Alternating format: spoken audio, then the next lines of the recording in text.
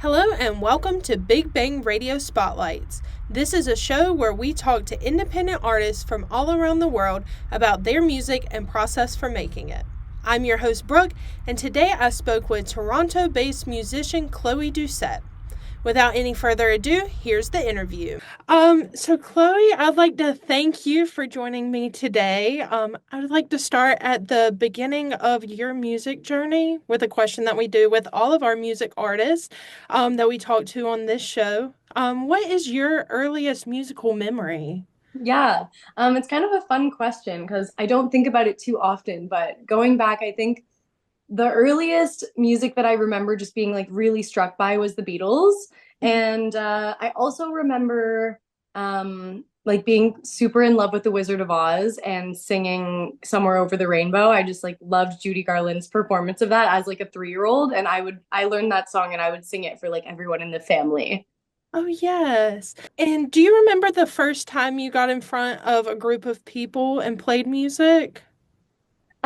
That's a tricky one because I don't really have a first time. Like I was always a bit of a performer. So as a kid, I would like perform for my family and friends. And then I was always sort of involved in music and theater growing up. So I don't really know what the first time would be or what to count that as. Hmm. Yeah. And going to your music style, how would you describe what it's like? And how would it be different from other types of music that is seen today? Yeah. So I describe my music as indie rock, and I know that's like a pretty wide umbrella. It can mean a lot of different things now. But I guess I'd say like my roots kind of go back to like the Strokes and some of that kind of guitar driven like 2000s rock and roll. Um, and yeah, I guess in terms of what's different about my music is it's an interesting time to be a musician because now with technology like there's just so many options like right at your fingertips, like right in your laptop. You can create so many different sounds, you can access so many different sounds with like the push of a button, and that's amazing. It really like opens up opportunities for creativity, but it also can be like a bit overwhelming. So when I set out to make this record that I just put out last month, I wanted to kind of create some boundaries around what kind of sounds I wanted to use. So I really tried to kind of use that Strokes model, which is like drums, bass, two guitars, and then there's some vocals as well, like and some backup vocals. But I attempted to kind of keep it as minimalistic as I could. So I'd say that is maybe something different that I do. Oh, yes. And that goes right into the next question of how does the songwriting process go for you? Does the lyrics usually come first or the music? If you could tell me a little bit more about that. Yeah, for sure. So I find that my best songwriting happens when I'm just letting my mind wander. So that means like walking to the grocery store, like doing dishes, like kind of like these like tasks that you just have to do every day. When I'm letting my mind wander, I find like I have my most interesting and captivating songwriting ideas. When I'm sitting down to like write a song, it's harder to come up with something that's really interesting. So with my process, like I love when the lyrics and the melody kind of arrive simultaneously. That's like the best feeling when you kind of have this phrase come into your mind that feels really catchy and is, you that makes you kind of want to work with it more. And then I sort of develop lyrics and melody simultaneously. I tend to write way more lyrics than I need and then kind of edit down to the best ones. Yeah, so kind of both at the same time. Oh, yeah, that's so awesome. Um, Thanks. and I heard that you released your album last month. So could you tell me a little bit more about your recent album release? It's called Sincerely, correct? Yeah, it is. Hmm. So about the record, I mean, um, yeah, it was a long process. It was something that I worked on independently. So I had lots of collaborators musically, but in terms of administration and like management, marketing, any of the kind of that side, I was doing all on my own. So yeah, it's been kind of like a long process of deciding like the best way to release the album and saving money so that I could pay for everything.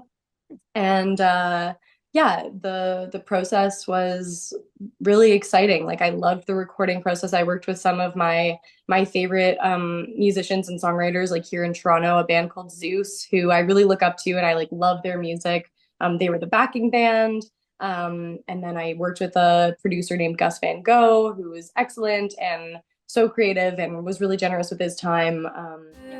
About your latest chorus.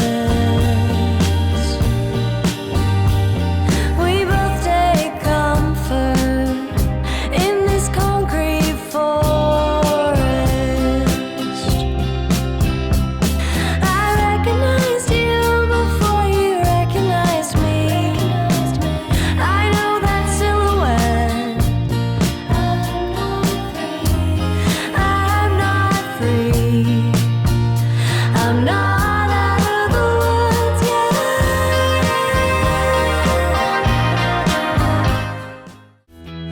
And even if it's just the two of us, I want the truth. It's all we got. Even when it's not glamorous, I want the truth. It has to be enough. It has to be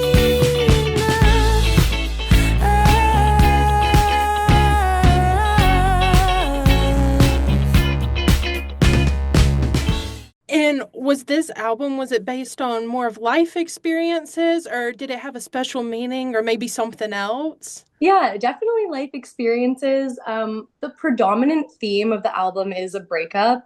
So, kind of the different songs sort of will track like various phases of the breakup. It's mostly my own like personal processing of the breakup. So, the first song, Not Out of the Woods Yet, is about me kind of still feeling very attached to that person and sort of seeing them everywhere and seeing their shadows sort of everywhere in my city and in my life. And then as the album goes on, there's more about the breakup and letting go and that process. But there's also songs that have nothing to do with the breakup and are sort of their own thing. But a lot of them are quite autobiographical. Yeah, for sure. And I saw on your website that it said that every song on this album feels more like a short story rather than a chapter.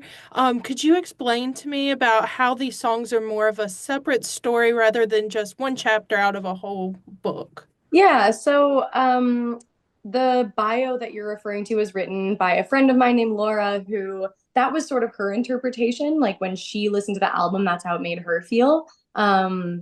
And yeah, I guess I can see just sort of going back to what I said about the album being like, different songs are really about different things. So like Manitoba Thunderstorm, for example, is about my grandma and her life. She passed away a few years ago. So this was kind of like me wanting to talk about her and some of my favorite things about her.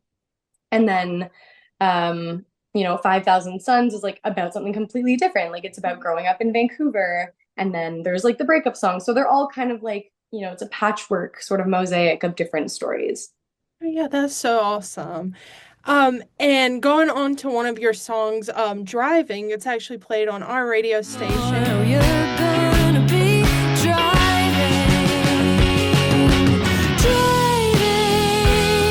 beside you. The skyline in the rear view. I'll change the CD. Driving up the DVD. Could you tell me a little bit more about the inspiration behind this song? Sure. Yeah. So, driving is about getting my driver's license. I'm 28 and it took me like a while to get there. I live in Toronto, which is like not really a big driving city. It's a very densely populated city. So, I've been able to really get by on being a pedestrian and a cyclist and taking public transit. But, so there was like a bit of this kind of like, as I entered my like mid 20s, being like, I should probably get this going. Like, I should probably do this. So, driving is about kind of that process and also sort of reminiscing about all the times that friends of mine drove me to cottages and camping trips. And so the verses kind of like tell like these little snippets of driving along like highways in Ontario to different weekend trips in the summer. So yeah, that's what that song's about. Oh, that's so cool how you're able to tell about different stories that were that you can remember with your friends and all. That's so neat. Thanks. And going back to playing in front of a crowd, I saw that you've spent time touring and performing in music showcases, and you told me earlier that you're warming up for one tonight. What was this experience like? So I've been performing sort of my whole life. I feel really lucky. And I also was sort of always drawn to performing. So yeah, I love playing shows. I play with a lot of different bands. So I often play as a side person in different projects. And then I also play with my own project a lot. I love playing my own music. Um, it really feels like the kind of full form. It's like when the song kind of gets to come to final fruition. Like so much goes into a song, but when you get to play it with a band in front of people, there's sort of this like symbiotic energy loop that happens between you and the people in the audience. And when you feel them responding to your lyrics or you feel them energized by the music that you're making, that's really the best feeling. So yeah, it's an honor to perform. I love doing it. I'd love to do it as much as I can. Yeah. And do you like the performing or songwriting aspect better? Or are they about the same? They're sort of two sides of the same coin. Like they're very different, but they're equally important. It's like the yin and yang of being an artist. And it is sort of a bizarre thing that we ask of ourselves as artists of many kinds, but definitely musicians, because to be a songwriter, you really have to be introspective. You really have to go inward and you have to find quiet and take time alone to think and process and create. It really is, it's a private, for me anyways, it's a very private and intimate experience. And then the performing side is like, you have to really open yourself up and be confident and be ready for people to look at you. And uh yeah, so they really are these like sort of opposites, but that are like pulled together through this core, which is the desire to share, the desire to create something that could instigate an experience in other people. Mhm. And to finish up, I'd like to ask you a fun question. What would you consider to be your favorite movie? Okay, this is a tricky one because I'm not much of a movie person, so I don't think my favorite movie represents much about me. That's a Mhm. quick caveat, but I do love watching movies. I just don't do it too often. So I'm gonna say Spinal Tap because it just makes me like absolutely bust a gut laughing. I really like the deadpan humor, and I also feel that musicians, myself included, can sometimes catch ourselves like taking ourselves a little too seriously. And I really love that this movie kind of takes the piss out of like touring rock bands. It's just very funny and relatable. And yeah, I love it. I'll definitely have to check that one Yeah, out. check it out. Yes. And where could people keep up with you online? Yeah, so Instagram is kind of my main platform. I'm most active on Instagram, but I have some stuff up on YouTube and TikTok and all the places, but predominantly Instagram. And Chloe, thank you so much again for taking time to speak with me today. It's been great talking to you and getting to know more about your new album and more about you. Yeah, my pleasure. Thanks so much for having me. Thanks to Chloë Doucet for sitting down and talking all about her music. If you'd like to see more interviews just like this, you can find us online at Studio 67 NCC. Thank you all for watching. I'm Brooke. Until next time.